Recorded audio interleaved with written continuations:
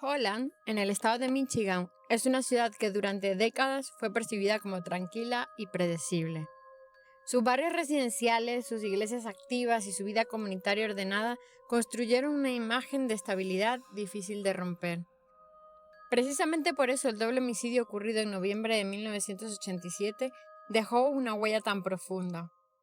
No solo por la brutalidad de los hechos, sino porque nadie lograba comprender cómo algo así podía suceder en un entorno que parecía ajeno a este tipo de violencia. Para comprender lo ocurrido es necesario retroceder varios años y observar el contexto familiar en el que creció Ryan Weingarten. Ryan nació el 12 de diciembre de 1962 en el seno de una familia numerosa. Era uno de 8 hermanos: Lynn, Terry, Breck, Cheyenne, David, Cheryl, Gail, Marie y él. Sus padres, Dorothea y Wendell Weingarten, representaban el modelo tradicional estadounidense de mediados del siglo XX. Wendell había servido en la Segunda Guerra Mundial y posteriormente trabajó durante 26 años en una mueblería local hasta jubilarse. Además, mantuvo una participación activa durante más de 5 décadas en la Iglesia Central Wesleyan, donde formó parte del coro durante 37 años. El hogar estaba marcado por la disciplina, la religiosidad y una estructura jerárquica clara. Desde el exterior, los Weingarten eran considerados una familia sólida y respetable. No existían antecedentes criminales conocidos ni señales públicas de conflictos graves. Sin embargo, como ocurre en muchas familias, la imagen externa no necesariamente reflejaba todas las dinámicas internas. Sobre la infancia de Ryan no hay abundante información documentada. No se registraron conductas delictivas tempranas ni episodios que llamaran la atención de las autoridades. A simple vista parecía un joven más dentro de una familia numerosa. La vida de los hermanos comenzó a tomar rumbos distintos al llegar a la adultez. Gail Marie Weingarten, nacida en abril de 1965, o sea, 3 años menor que Ryan, fue descrita por conocidos como responsable, cercana a sus padres y con planes claros del futuro. A principios de los años 80 conoció a Rick Lee Brink. Rick había nacido el febrero de 1958 y era 7 años mayor que Gail. Creció junto a su hermano Bud, bajo el cuidado de su madre Isla.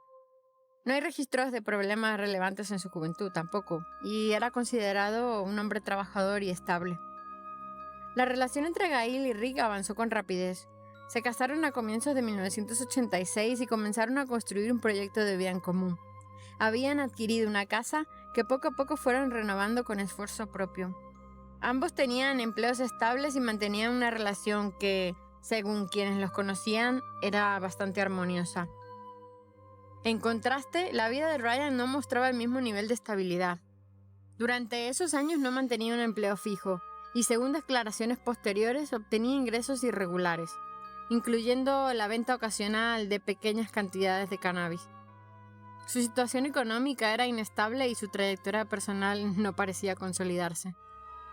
Ryan mantenía una relación con Pamela Ann Marachini, nacida el 3 de marzo de 1965. Aunque la pareja aparentaba estabilidad, él también conservaba contacto con una exnovia, Crystal Willem, con quien había mantenido una relación de varios años. Las diferencias entre la vida de Gail y la de Ryan comenzaron a hacerse más visibles. Ella tenía un matrimonio consolidado, una vivienda renovada y estabilidad laboral. Él enfrentaba incertidumbre económica y personal. Esa comparación, según se sabría después, pudo haber alimentado resentimientos. En noviembre de 1987 surgió un conflicto familiar relacionado con una posible mudanza. Dorothea y Wendell consideraban trasladarse al terreno donde vivían Gail y Rick. Algunos de los hermanos apoyaban la decisión, otros tenían reservas. Ryan, de acuerdo con testimonios posteriores, presionaba para que la mudanza se concretara. Gail no compartía del todo esa postura. Lo que comenzó como una discusión familiar común escaló en tensión. No fue un enfrentamiento aislado, sino una serie de intercambios que dejaron resentimientos. En ese momento nadie imaginó que ese desacuerdo sería recordado más adelante como el último conflicto importante antes del crimen.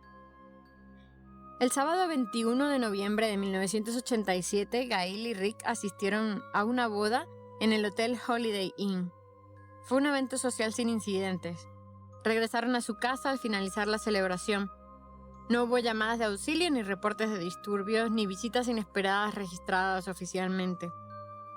El lunes 23 de noviembre, ninguno de los dos se presentó a trabajar. Para quienes los conocían, aquello resultó inusual. No eran personas que faltaran sin avisar. Y ante la preocupación, los padres de Rick decidieron acercarse a la vivienda. La escena que encontraron marcó el inicio de uno de los casos más inquietantes del condado. Rick estaba dentro de su camioneta Chevrolet Blazer, estacionada en el garaje. Presentaba 2 impactos de bala en la cabeza. El vehículo no mostraba señales evidentes de forcejeo. El interior tampoco estaba revuelto. Dentro de la casa, en el dormitorio principal, Gail yacía sobre la cama de agua. Había recibido 3 disparos. Una almohada cubría parcialmente su cabeza. Tampoco allí se observaron signos claros de lucha violenta. Los investigadores determinaron que el arma utilizada fue una calibre .22, un arma de pequeño tamaño, fácil de ocultar y relativamente silenciosa en comparación con otros calibres. Un elemento llamó la atención desde el principio. No parecía tratarse de un robo. Los relojes y anillos de las víctimas permanecían en su lugar. En la vivienda se encontraron $280 en el dormitorio y 240 en la cocina. Nada indicaba que alguien hubiera registrado la casa buscando objetos de valor. No había señales de entrada forzada, tampoco evidencias de que la vivienda hubiese sido saqueada. Las autoridades establecieron que los homicidios habían ocurrido entre la noche del sábado 21 y la madrugada del domingo 22 de noviembre. Se realizaron las autopsias correspondientes y peritajes balísticos. Sin embargo, el arma homicida nunca fue recuperada. Las pruebas físicas disponibles no apuntaban de manera concluyente hacia un sospechoso específico. A todas estas, la comunidad había quedado conmocionada. Durante semanas, el caso fue tema central en medios locales. Y en el funeral, el sacerdote describió el crimen como un acto incomprensible dentro de una comunidad que no estaba acostumbrada a este tipo de violencia. La policía entrevistó a familiares, amigos y conocidos. Ryan fue interrogado pocos días después de los hechos. Declaró que la noche del crimen se encontraba con Pamela en casa de un amigo, realizando tareas domésticas y cuidando niños, y Pamela confirmó esa versión. Sin contradicciones evidentes y sin pruebas directas que lo vincularan a la escena, Ryan no fue considerado el sospechoso principal. Con el paso de los meses, la investigación perdió impulso. No aparecieron nuevos testigos ni evidencias físicas adicionales. Finalmente, el expediente había quedado archivado como caso sin resolver. La familia intentó continuar con sus vidas. Poco más de un año después, Ryan y Pamela se casaron. Con el tiempo, tuvieron 3 hijos, Caleb, Elizabeth y Benjamín. Externamente, la vida parecía haber retomado cierta normalidad. Pero el caso no estaba cerrado, solo estaba, digamos que dormido. En 2005 falleció Wendell Weingarten, el padre de la familia. Murió sin saber quién había asesinado a su hija y a su yerno. Para entonces, ya habían transcurrido 18 años desde el crimen. Lo que nadie anticipaba era que el silencio que había protegido la verdad durante más de 2 décadas comenzaría a resquebrajarse. En 2009, la oficina del sheriff del condado de Ottawa creó una unidad dedicada a revisar casos antiguos sin resolver. 2 años después, en 2011, los detectives Venus Rapper y David Blackley fueron asignados al expediente de Gail y Rick. El tiempo había erosionado pruebas físicas, pero también había debilitado vínculos y lealtades. Los investigadores sabían que en muchos casos el paso de los años facilita que quienes guardaron información decidan finalmente hablar. La reapertura del caso no partía de nuevas evidencias materiales, sino de una revisión minuciosa de cada declaración previa, cada inconsistencia y cada detalle que pudo haber pasado desapercibido en 1987. La historia estaba a punto de cambiar. Aprovecho para decirte que, como me imagino que ya sabes, me ayuda muchísimo que te suscribas al canal. Cada like y cada suscripción cuenta para poder seguir investigando y trayéndote casos reales. Es solo un segundo y la verdad que hace una gran diferencia. Te lo agradezco un montón. Continuamos con el caso. Cuando los detectives Venus Repper y David Blakely comenzaron a revisar el expediente del doble homicidio de Gail Weingarten y Rick Brink, sabían que no estaban ante un caso convencional. No había nuevas pruebas físicas ni avances tecnológicos. Lo que tenían era un archivo voluminoso, entrevistas antiguas y una sensación persistente de que algo no había sido examinado con suficiente profundidad en el año 87. El enfoque del equipo de casos abiertos se basaba en una premisa sencilla.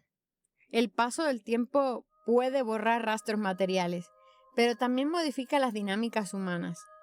Las relaciones cambian, las alianzas se rompen y la culpa puede volverse más pesada que el miedo. Los detectives comenzaron por reconstruir la cronología completa de los hechos. Revisaron cada declaración tomada en los primeros días posteriores al crimen. Volvieron a entrevistar a familiares y conocidos, incluso a personas que se habían mudado fuera del estado. Y en total realizaron más de 200 entrevistas. En ese proceso apareció un detalle que en su momento no había recibido, suficiente atención. Cheryl, una de las hermanas de Ryan, recordó que poco después del asesinato, él había hecho un comentario extraño. Él se preguntaba si sería capaz de cometer algo así. La frase aislada podría interpretarse como una reflexión en medio del shock. Sin embargo, al compararla con otros testimonios, los investigadores notaron que no era la única persona que había escuchado algo similar. Una tía confirmó haber oído un comentario comparable. O sea, no era una confesión, pero tampoco era una reacción habitual. Los detectives revisaron entonces la entrevista original de Ryan en 1987. Había sido interrogado, pero nunca considerado sospechoso principal. Su coartada se apoyaba en Pamela Marachini, su entonces novia, quien aseguró que esa noche habían estado juntos en casa de un amigo. La revisión del expediente reveló inconsistencias menores entre declaraciones tomadas en diferentes momentos. No eran contradicciones flagrantes, pero sí suficientes para justificar una nueva entrevista. El 18 de enero de 2013, Pamela fue citada nuevamente al departamento del sheriff del condado de Ottawa. A diferencia de 1987, esta vez la entrevista se realizó en el contexto de una investigación reabierta y con mayor presión psicológica. Pamela comenzó declarando de manera cautelosa. Reconoció que durante años había intentado no pensar en lo ocurrido. Sin embargo, a medida que avanzaba la conversación, admitió que Ryan le había confesado ser el responsable de los homicidios. Según su relato, la noche del 21 de noviembre de 1987, Ryan acudió a la casa de Gail y Rick. Discutieron por la mudanza de los padres. La conversación escaló en tensión y finalmente le pidieron que se retirara. Ryan salió, pero regresó alegando problemas con su vehículo. Rick, sin sospechar peligro, se ofreció a llevarlo. En algún momento del trayecto, Ryan le disparó 2 veces en la cabeza con un arma calibre .22. Después, regresó a la casa. Gail se encontraba en el dormitorio principal. Allí le disparó 3 veces. La declaración no terminó allí. Pamela también relató que al día siguiente Ryan la llevó a la escena del crimen. Ella estaba acompañada por su hijo Nathan, un bebé de 6 meses. Al llegar, vio el cuerpo de Rick dentro de la camioneta y posteriormente el de Gail en la habitación. Pamela explicó que no denunció lo sucedido por miedo. Afirmó que Ryan la había intimidado y que temía por su seguridad y la de su hijo. También admitió que durante años la culpa le había resultado difícil de sobrellevar. Para los investigadores, esa confesión representó un avance significativo. Sin embargo, necesitaban corroborarla con otros elementos. Y ahí, el testimonio de Crystal Billing aportó una pieza adicional. Crystal había mantenido una relación sentimental con Ryan durante aproximadamente 4 años. Aunque habían terminado antes de los asesinatos, conservaron cierto contacto. Durante las audiencias preliminares, Crystal declaró que pocos días después del crimen, Ryan le confesó algo que iba más allá del doble homicidio. Según su testimonio, durante la adolescencia, Ryan había mantenido relaciones con su hermana Gail en varias ocasiones.